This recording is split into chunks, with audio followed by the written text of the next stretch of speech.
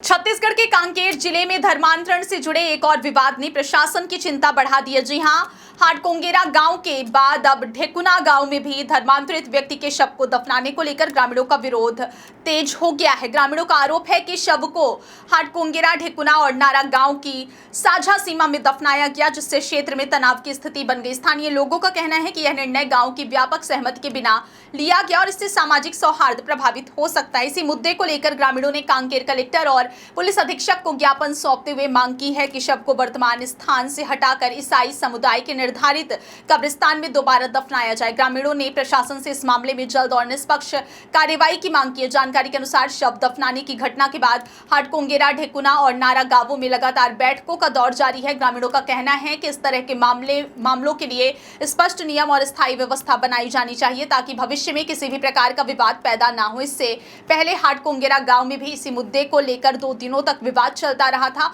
उसी दौरान ग्रामीणों ने आरोप लगाया था कि गांव के सरपंच ने दफन की अनुमति दी थी, जिसके विरोध में उनके खिलाफ अविश्वास प्रस्ताव लाने के लिए भी आवेदन दिया गया। अब ढेकुना गांव में हुई बैठक में भी ग्रामीणों को एक मत होकर प्रशासन को चेतावनी दी है, यदि उनकी मांगों पर जल्द कार्रवाई नहीं की गई तो वे आंदोलन शुरू करेंगे। गांव के सरपंच ने भी जिला प्रशासन से हस्तक्षेप की अपील करते हुए कहा कि सामाजिक सौहार्द और कानून व्यवस्था बनाए रखने के लिए इस विवाद का समय रहते समाधान जरूरी है। लगातार सामने आ रहे ऐसे मामलों ने कांकेर जिला प्रशासन के सामने नई चुनौती खड़ी कर दी है। प्रशासन का कहना है कि पूरे मामले पर जांच जारी है और सभी पक्षों के से चर्चा कर कानून, संवैधानिक प्रावधानों और शांति व्यवस्था को ध्यान में रखते हुए उचित निर्णय लिया जाएगा। फिलहाल इलाके में स्थिति पर प्रशासन की निगरानी बनी हुई है और अधिकारियों की कोशिश है इस संवाद के माध्यम से विवाद का शांतिपूर्ण समाधान निकाला जाए ताकि किसी भी प्रकार का सामाजिक तनाव या कानून व्यवस्था की समस्या उत्पन्न न हो।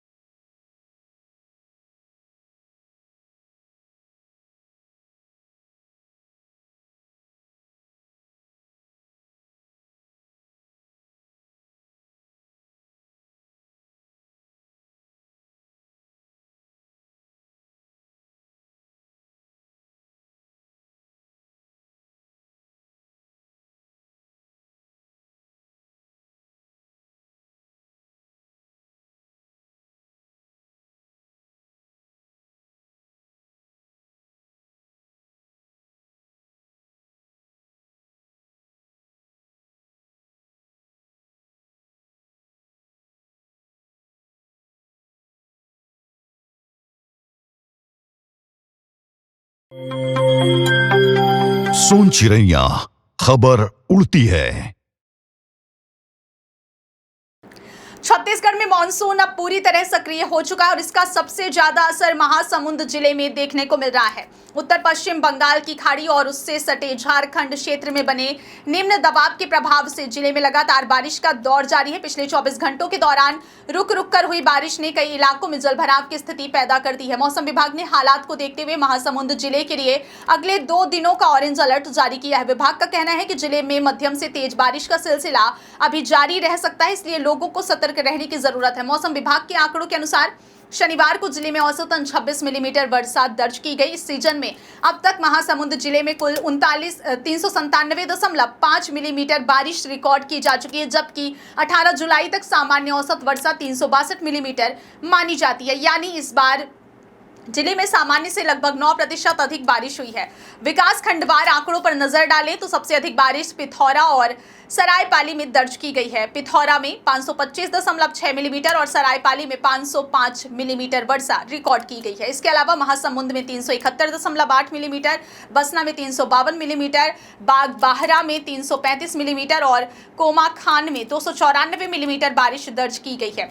पिछले एक दिन की बात करें तो पिथौरा, सरायपाली और बसना में सबसे ज्यादा वर्षा रिकॉर्ड की गई है। लगातार हो रही बारिश ने किसानों के चेहरों पर राहत की मुस्कान ला दी है। पर्याप्त पानी मिलने से खरीफ फसलों की बुवाई में तेजी आई है और खेतों में कृषि गतिविधियां भी तेज हो गई हैं। कृषि विशेषज्ञों का मानना है कि यदि आने वाले दिनों में भी संतुलित वर्षा होती रही तो धान सहित अन्य खरीफ फसलों की पैदावार बेहतर रहने की संभावना है। सरायपाली विकासखंड में इस वर्ष सामान्य से करीब 45% अधिक बारिश रिकॉर्ड की गई है, जबकि महासमुंद, पिथौरा और बागबाहरा में भी औसत से ज्यादा वर्षा होने से खेती को बड़ा फायदा मिलने की उम्मीद जताई जा रही है। मौसम वैज्ञानिकों के अनुसार वर्तमान में 3 अलग अलग मौसम सुन चिरैया प्रणालियां एक साथ खबर उत्तर पश्चिम उल्टी है। बंगाल की